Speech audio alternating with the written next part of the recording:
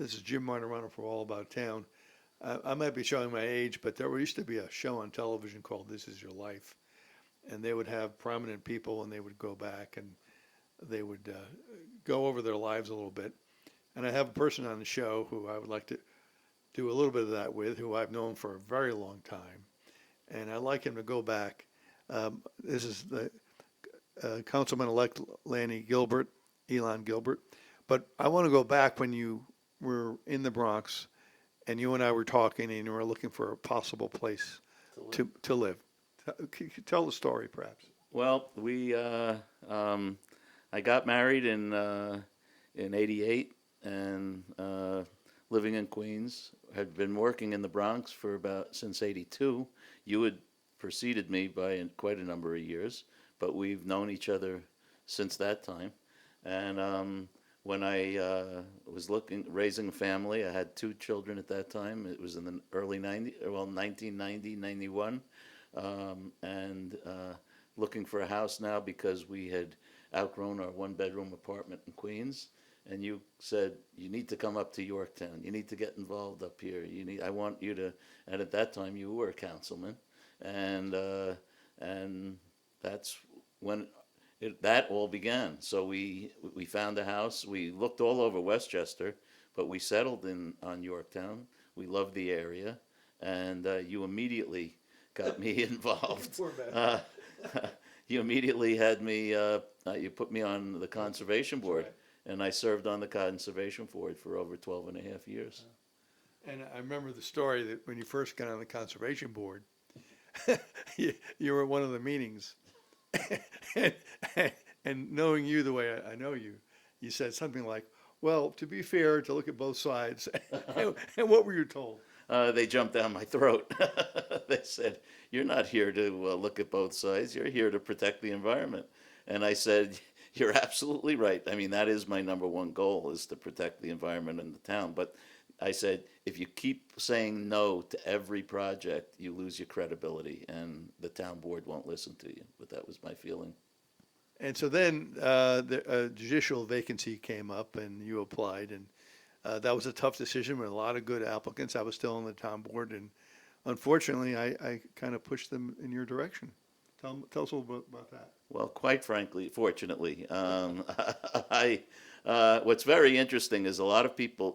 We had it was a 3-2 Democratic board at that time. I mean, majority. Yes. And a lot of people felt that the only reason why I got ultimately got the appointment was for political reasons. That I was a Democrat, and absolutely no. And the real reason, if you look behind it all. First of all, I had, at that point, known you for 15 years, professionally. And then one of the other board members was Matt Metz, who was a former district attorney in the Bronx. So he knew me for 15 years professionally. And the third individual was Lou Campisi, who was a corrections officer from the Bronx. And he also knew me professionally for 15 years. And you all felt very comfortable, I believe, appointing me to the judgeship. Yes, we did. There were a lot of good applicants, and it was a tough decision. But knowing, it's funny how time goes by so fast. I mean, it was like yesterday that you moved up to Yorktown, and now you've been here how many years? 36 years, I think. Yes. just incredible how time flies. And I guess I'm also guilty not only of having you come up to Yorktown, but also encouraging you to get involved in politics. I'm so sorry. No, I can't thank you enough. I love the town. I love serving the town. I've been a public servant all my life, just as you have been. There's no greater satisfaction than serving others. I really, truly believe that. Yeah, I've just been a servant, not a public servant. I serve I bring drinks, I bartend, I serve wherever I can. So this is a wonderful night to share with my good friend, my best friend here, Lanny Gilbert. But let's go back a little bit. Now, I ran 6 times for the town board, and the last time I ran was with you in 2011. And that loss was enough to get me to say, I'm going to go back to bartending. Actually, it's my son who bartended. I never did. My dad bartended, but you kept going, and win lose. You kept going and kept moving along, and for the town, for the sake of the town.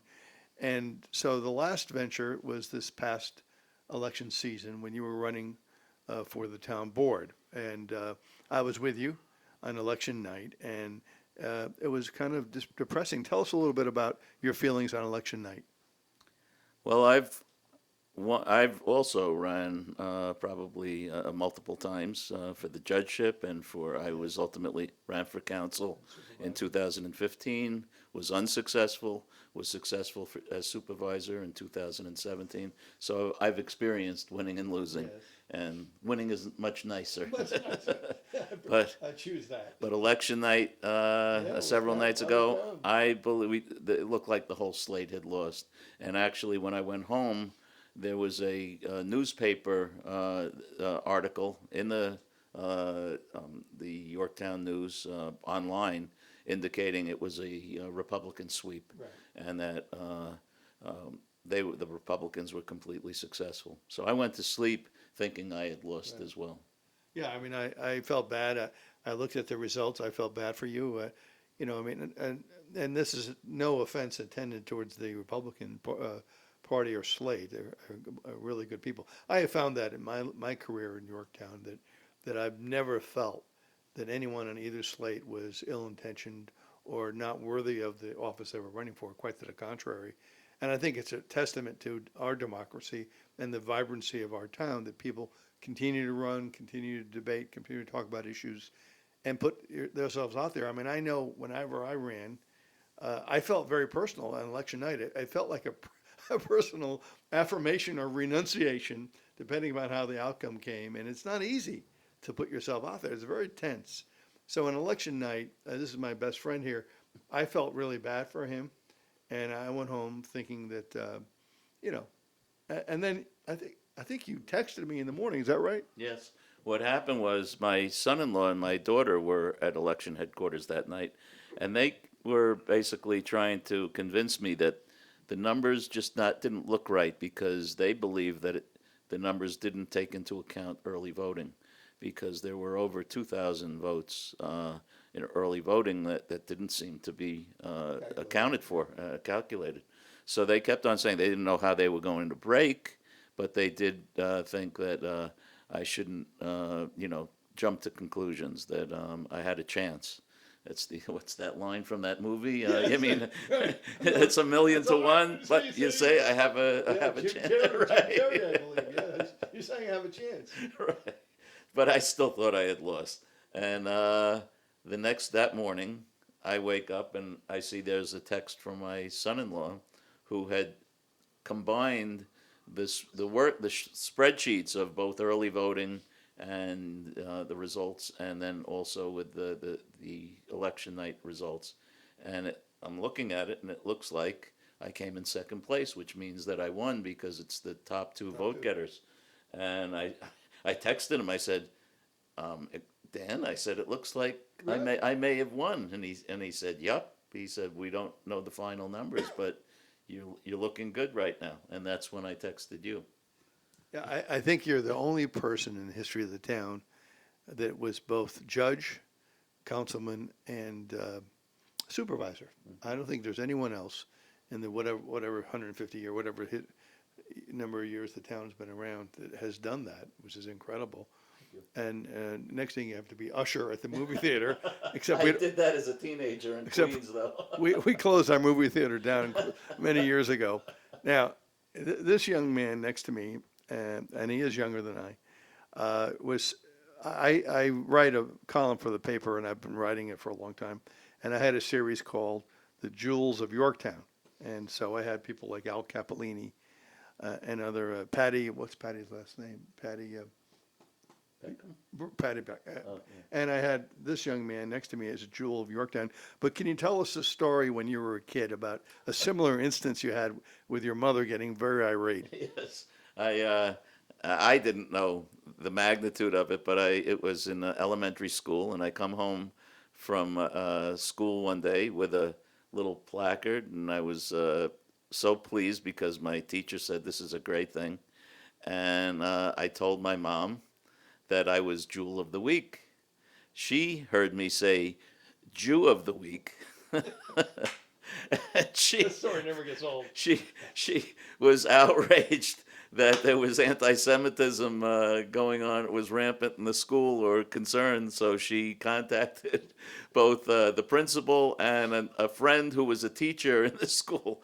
And she got to the teacher first, her friend, and the teacher burst out laughing because and she started saying, "No, it's not Jew of the Week. It's Jewel of the Week. You should be very proud of your son." Yeah, the EL is very important. The Yes. EL is very important. I made sure in my column I added the EL. Right. And the reason, and that column was written, it has to be 10, 12 years ago, Yes. 15 years. I would put a footnote that I am Jewish, so it's not it's not that I was offended by the fact or my mom was offended. It was that we were designated in such a way. And the reason I wrote the column was because of your heart, that you selflessly dedicate yourself to other people, whether it be in the court system, working with Judge Collins or as a judge, and all your endeavors, you've always sought to do the right thing for people, the just thing, and I think that's going to continue on the town board. Tell me a little bit about what it was like. I mean, you've campaigned, well, 7 times. And each time is a different experience. I mean, I know every time I went out and knocked on doors, actually, you and I had some years and years ago, I think 2011 with Donnie Peters, there was an incident where this man, we were knocking on a door and some man came out in a very slim bikini. Do you remember that? It was a thong. It Yes. was a thong. What had happened was I think we knocked on the door, but then we heard splashing in the back which gave evidence that they were enjoying their summer pool. And so we walked down the driveway to just say hello. And this gentleman came out, and we all went, "Whoa!" Now, there was also, I think it might have been your first run, that there was a famous dentist in Yorktown named Pediatrician. I think. Pediatrician? Yes. Okay. Yes, a pediatrician named Gilbert, and you can watch as you campaign. You know, you start out fresh as a daisy. You know, it's May or June or April, whatever, however early you start, and you have all the best intentions. You're going door to door, but as the time goes on, you get a little haggard, you get a little tired, but you still push forward. So we were walking door to door, and countless times the person would say, this is years ago, "Oh, there was, are you the Gilbert boy?" You know, right. Are you related to right, Dr. the Gilbert? famous pediatrician, and Lanny, being the jewel that he is, the honest Abe kind of guy that he is, would say, "Oh no, no relation." But by the end of the campaign, when we were really tired and we were really desperate for votes, because you get desperate for votes, you don't want to lose. Perhaps you could tell us what you did when the person. Yeah, we walked up to one door towards the end, and I knocked on the door, and she looks at my palm card. It was I'm saying elderly. She was probably about my age now, to tell you the truth. But no, she looked at the palm card and she said, "Oh, look at you! You're the little Gilbert boy, all grown up." And Jim's looking at me, waiting for me to say, "No, I'm not that." But I said, thinking about it, and I said, "Well, I am the Gilbert boy, and I am all grown up. So yes, I am the little Gilbert boy, all grown up." And I did not deny it at that point. He's now the senior citizen Gilbert boy who's about to go in the nursing home. And we'll have the Gilbert wing of the nursing home. So this campaign, like I was saying earlier, that every campaign is a little different. Has, there's a debate. In fact, when I ran in 1991, can you imagine that? Oh my God, 1991. We had many debates, and I think now it's down to like 1 or 2. But there were, we went to all different parts of Yorktown. When I ran for Congress in 2006, I had 13 debates, so um, I'm debated out. But anyway, but I want to ask you, so this campaign, unlike was it different than the others, and how so? How would you, looking back on it, what would you characterize, or what are your comments about this campaign? Um, yeah, it was different. I'll tell you. I'm 69 this year, and running as you get older is makes it's more difficult. It's just the physical aspect of it. All the walking. I mean, we hit close to not just the supervisor candidate and I, but the whole slate. We knocked on 6,500 doors, which I thought was quite an achievement, and it was wonderful. You had great. This year, I had a lot of positive feedback on the doors that we hit, and in that regard, I enjoyed that aspect. But it was different. We were running against the slate of incumbents, and What did Donnie Peters call them? encumbrance. Right, Yes. right, encumbrance, right. But and we but we were able to get our message across. There were only a few homes where I knocked on the door and they asked me what party I was, and I said I was a Democrat, and they would say I had a couple of doors Slam. not slammed on my face, but wrong party, goodbye, that type of thing. And I would but on the other hand, I also had the same type of, in a positive way, saying what party, and I said I'm a Democrat, and they would say, oh, you got my vote. Either way, to tell you the truth, I was always uncomfortable with that kind of response because I'd like them to vote for me for my qualifications. I mean, that's just who I am. You're just Uh, old-fashioned, that's all. yeah, but it was a tough campaign. It was a tough campaign, and it was not dirty, but there were, I believe, misrepresentations by the other side against me, and they probably believe some of the things that we said were misrepresentations. But you know me, I make I it. recognize you. I try very hard to make sure that anything I say is the truth, and it may be interpreted by the other side as being uh, not I understand. not their interpretation, but I never want to misrepresent. By the way, I didn't introduce Tobin, who is the most beautiful dog in the world. This is Tobin. Hi, Tobin. He's smelling the microphone. I got very lucky with Tobin. Tobin's a rescue. I got him in 20. He was born in 2020, just He's a good before man. the Tobin. COVID epidemic, and um, I rescued him in March of 21, and he just turned 5, and he's just I got lucky, and he got lucky. I think Yeah. you got luckier. Yeah. One of the things that was nice, I think, about Yorktown, I love Yorktown. I mean, I've been here a long time. I was on the town board 20 years, but I don't think we share in the negativity that you see on the national level. I mean, you have on the national level death threats against judges. You have death threats against people running, people called scum and worse. You don't have that in Yorktown. Well, you do remember the one incident. Well, the one incident, Right. well, that was on Facebook. Okay, on Facebook, last time he ran, and he's run so many times, it's hard to separate them. Somebody on Facebook said Gilbert is a waste of life, which I thought was, I mean, I've said negative things about him, but waste of time, maybe, waste of time, cheap bastard. I've called him many things, but never a waste of life. I thought that was pretty low.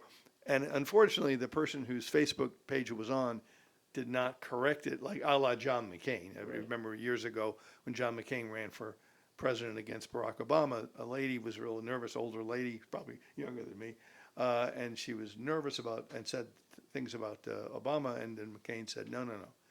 He's a family man. He's a good man. We just have a difference of opinion. Right.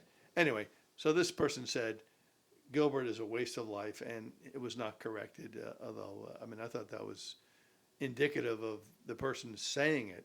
The person to say that about anybody, it just indicates that their lack of humanity and the lack of intelligence. Oh, absolutely. Excuse me. Um, So you're picking up lunch next time? we'll see. But no, there are many times I've watched football games and things like that, and I've told you I'll never get those 3 hours back. Yeah, that's right. But no, it's um, even in, you know what? It's funny. I had that conversation recently with Jan Merchadani, who ran for supervisor this time around, and I was not consoling her, but I was explaining to her actually election night we both thought we had lost, and we were both semi pretty dejected in that regard. And that's the feeling of, oh, I put in so much time Yeah. and effort and all for naught. But I developed a really really nice rapport with Jan. She's very smart. I hope that she continues to pursue public office in Yorktown. She would be a tremendous asset to the town. It just wasn't meant to be this time around. But one of the things and this was before I knew I won. I just felt, you know what, life is funny because I developed this friendship that I probably never would have developed before, and I know we will remain friends, and that's the positive thing that comes out of it.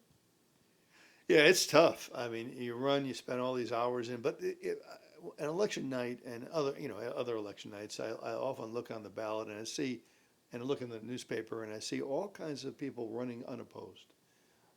And I think that it's unhealthy.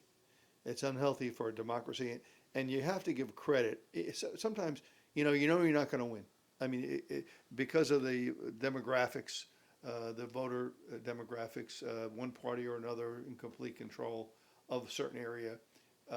If you run, you're going to lose. But it's important to run. It's important to raise issues. It's important to have a debate. It's important to give people a choice. I mean, that's why we don't live in Russia. That's why we don't live in other countries that have in China. We Democracy, as they say, is not a spectator sport. You have to get involved, and we have to have choices on the ballot. We have to be able to say A or B or what's. Now, what were the main in this campaign? In your judgment, were there one or two or three main issues, and how did that work out? Yeah, well, having been the supervisor, I realized from the start, and I had indicated to many people over the last few years that people asked, "Am I going to run again? Am I going to run again?"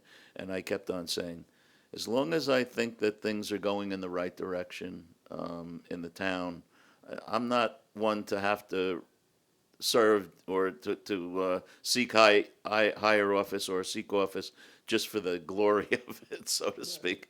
And I would tell them, no, I have no desire to run. And I stepped away for 4 years. Yes, you did. But I really was unhappy with again, having been the supervisor, I know that the town has some really serious issues in terms of infrastructure, water, sewer, all sorts of things. And I see the town board, or I saw the town board just uh, um, passing on developments, or when I say passing, meaning granting developments, and what I believe, or I perceived, and so did my running mates, overdevelopment in a town that wasn't prepared with infrastructure that wasn't prepared to handle all this development, and also the traffic, and those type of issues I thought were very serious, and that's sort of what motivated me to get back into the fray.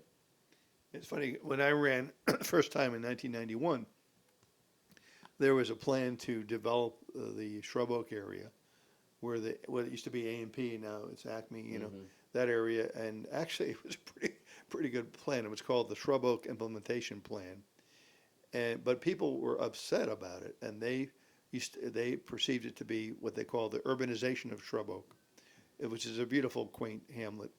And that was a huge issue. And I think people came out to vote for my ticket at the time. I was with Aaron Bach and Bridget Crow and myself. But the people that were in office were really wonderful. I mean, that was Nancy Elliott and and the like, and that was her board, and they were really good people. But we swept them back then. And I finally realized that what happened was when you have an implementation plan, you have to put in the worst case scenario of how it might develop. And people were looking at the worst case scenario and thinking that was going to be it. So I probably got elected on a mistake, a misperception, a misconception, a misperception. But I loved serving the town, and I felt like when I got elected, my feeling was I represent the entire town, and I'm still on the ethics board, and again, it's non-political. Purposely, we take complaints, ethics complaints. But I was wondering, like what we do in the ethics board, and I'm sorry, I'm getting away from your It's thing. okay. I'm sorry. What we It's do. your show. No, it's about you. It's all. This is your life, Ilan Gilbert. Then what we do in ethics board, we look and make sure that people only wear one hat. In other words, if you have a business and you're an elected official in the town, you can't combine the two. You can't let your position on the town profit your business. Now, I was just thinking, like, a nightmare. Overnight, I'm somehow given the same power and authority on the national level. I would have coronary. That's unbelievable. The amount Yes. of conflict of interest, the two, talk about one hat, three hats, is just unbelievable. So what I'm saying is that Yorktown is ethically a good place. Yes. And you compare that to the federal government, there's no comparison. We have, even though it could be stronger, but we have a really vibrant ethics law, and we watch it, and we make sure that people are not profiting from being an elected official. Unfortunately, I'm sorry to say that. No, absolutely. You got to turn in your nice car now. But anyway, but you understand what I'm saying. I do, and the one aspect of the ethics law that I think is, or has been, and not by you, but by other individuals, I believe, on your panel, have been misinterpreted or misconstrued is, and I think it's a very important one, is the revolving door aspect of the ethics law.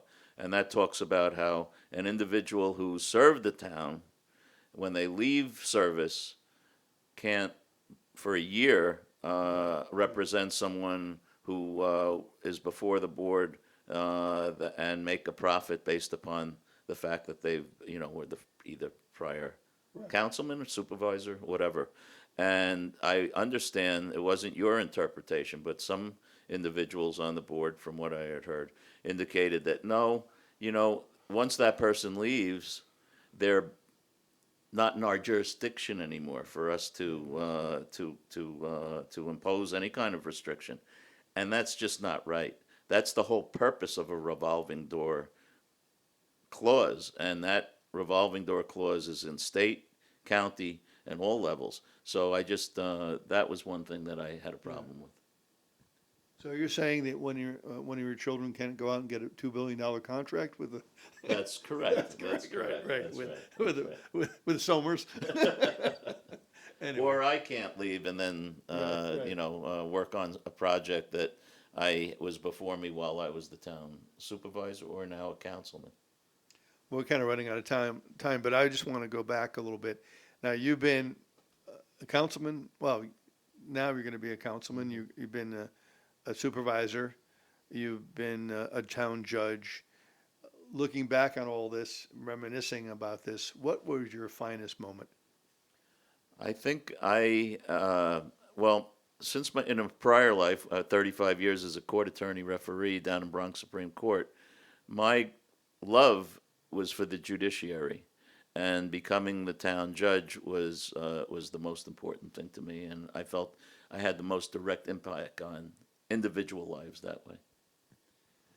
We're running out of time, so I just want to thank you not only for your service to the town, but being my friend for too many damn years, decades, being a loyal friend, being a good friend, a true blue friend. We've often disagreed on stuff, but we do it in the within the realm of friendship, and there's no better man in the town of Yorktown or woman than Ilan Gilbert.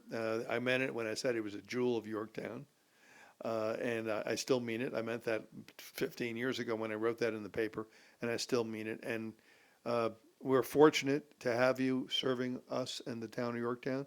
We're now incredibly fortunate to have you on the town board, and I wish you the best of luck and thank you for being on the show. Thank you so much, Jim. As always, you've always been a huge supporter of mine, and the most important thing, a great friend. Thank you. This is Jim Martorano from All About Town saying good night. I hope you enjoyed the show as much as I did bringing it to you. Good night.